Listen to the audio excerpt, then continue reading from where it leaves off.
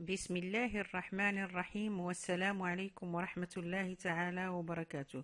Toujours avec les techniques Ado.net sur l'environnement Visual Studio avec le langage C# et le SGBD SQL Server.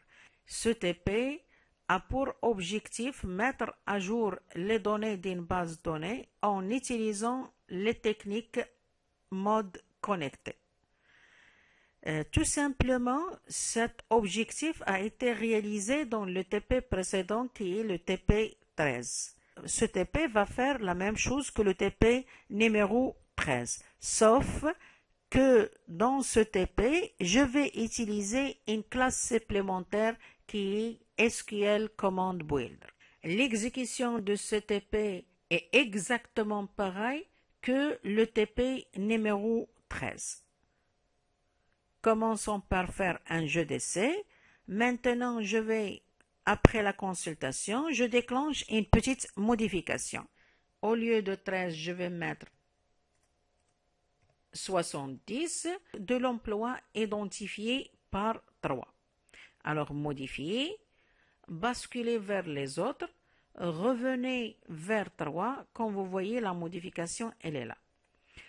Allons vers SQL. Afficher le contenu de cette table qui est la table Job de la base de données PAPS. Comme vous voyez, le numéro 3, l'emploi numéro 3 a pris la nouvelle valeur des grades minimum qui est 70. Revenons vers le Visual Studio et essayons de supprimer tel emploi. Alors, il y a les contraintes clé primaire, clé étrangère. Ça veut dire au moins un employé est attaché à cet emploi. Bien. Choisissons un autre numéro. Voilà. Essayons une autre fois de supprimer. Cet emploi ne correspond à aucun employé. Oui, l'emploi a été bien supprimé. Allons vers SQL. Maintenant, mettre à jour les données. Cherchons 107. L'emploi a été bien supprimé. Revenons donc et tentons un ajout. Alors, je vais essayer de consulter un emploi parmi les emplois. Je vais faire quelques modifications ici, mais je vais effacer l'identifiant pour ajouter un nouveau emploi.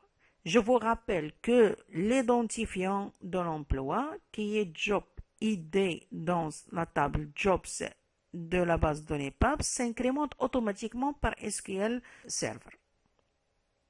Voilà. Allons vers SQL. Voilà. Le dernier numéro, c'est 94. Comme vous voyez, les numéros sont bien triés. Mettre à jour les données.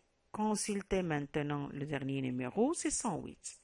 Bien, revenons vers le code pour voir quel est le changement réalisé par rapport au TP précédent qui est le TP 13. Et c'est quoi le rôle joué par la classe SQL Command Builder. Ça, c'est la page code correspondante. Comme vous voyez, j'oublie jamais d'importer system.data.sql client pour utiliser les classes suivantes. Et comme vous voyez, j'ai utilisé une autre classe, une nouvelle classe dans ce TP qui est la classe SQL Command Builder.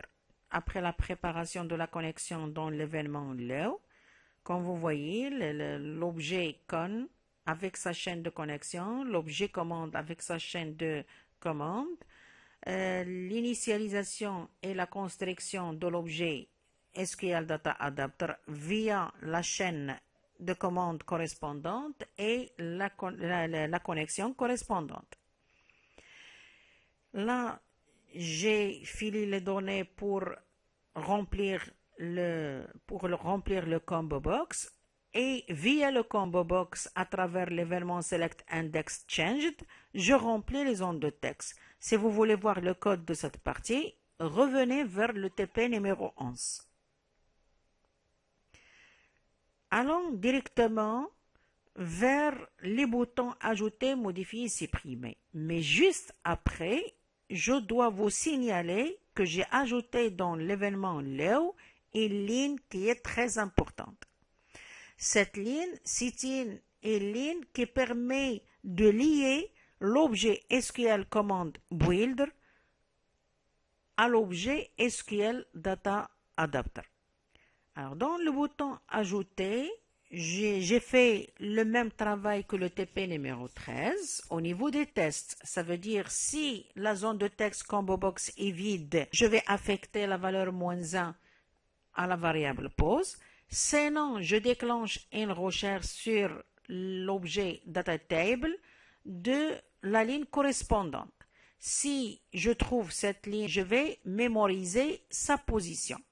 Remarque, si la ligne n'existe pas, l'objet data qui est ici nommé dr va recevoir nul. Alors si pose supérieure ou égale à 0, ça veut dire que la ligne a été bien trouvée. Dans ce cas-là, on refuse l'ajout d'un emploi dont l'idée a été déjà existante. Sinon, on commence à ajouter la ligne dans data table via les zones de texte. Ça veut dire je prends les valeurs depuis les zones de texte et je les stocke dans un objet data qui sera ajouté finalement à l'objet data table. Une fois les mises à jour ont été réalisées, dans data table, on fait appel directement à la méthode updates.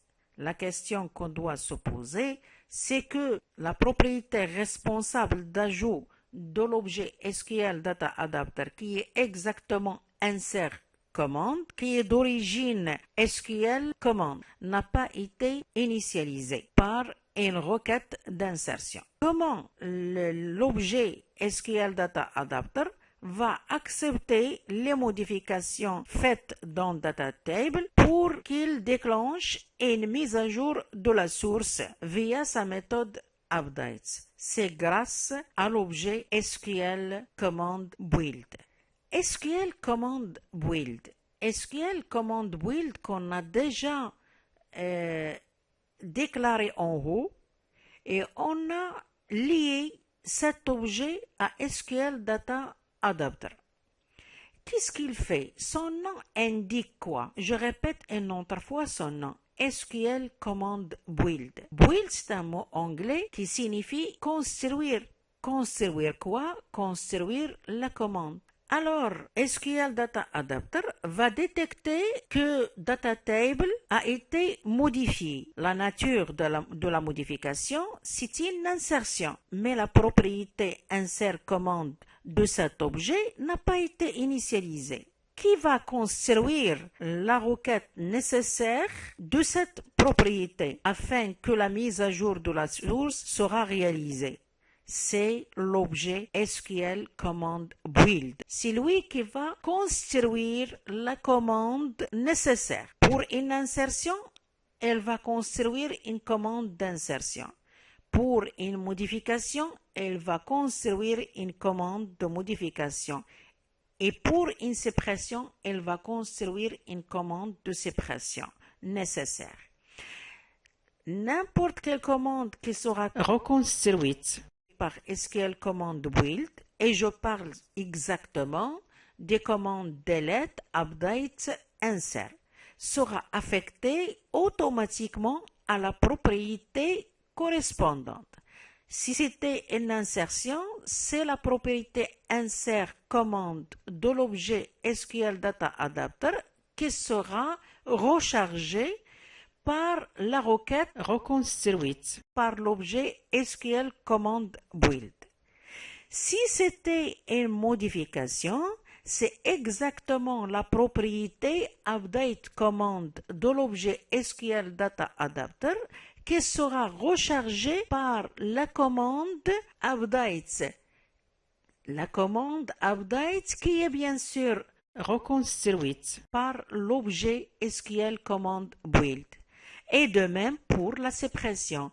C'est la propriété delete command de l'objet SQL Data Adapter qui sera chargée par la commande de suppression nécessaire.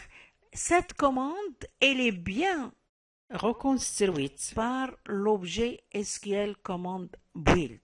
Donc la ligne qu'on a fait en haut dans l'événement là-haut et qui lie l'objet SQL command build et l'objet SQL data adapter pour cet objectif. Ça veut dire complète et charge les trois propriétés une fois nécessaire. Une fois nécessaire, ça veut dire une fois une modification a été détectée dans dataset ou bien data table appelée par la méthode update de l'objet SQL data adapter. Je vous rappelle, à chaque fois, je rejette les modifications sur data table et j'affiche un message s'il y a un problème d'exécution. De même pour la suppression, vous avez bien compris que on ne va pas initialiser la propriété delete command, mais il suffit de modifier data table et la modification dans data table sera prise en compte par DP après un chargement de la propriété correspondante par SQL command build. Ce chargement se fait automatiquement. Ça veut dire on ne fait pas appel à chaque fois via une méthode ou une propriété l'objet SQL command pour qu'il puisse faire le chargement nécessaire. Et pour la modification, la même chose. Le principe, c'est de faire la mise à jour dans DataTable. Une fois DataTable est à jour, ça veut dire on a fait les modifications nécessaires. Il suffit de mettre à jour la source via la méthode update de l'objet SQL Data Adapter sans initialiser explicitement sa propriété update command. Merci.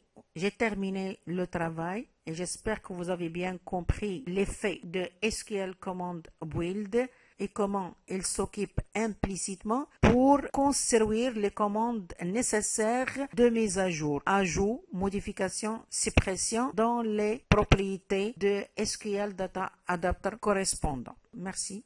Wassalamu alaikum wa rahmatullahi ta'ala wa barakatuh.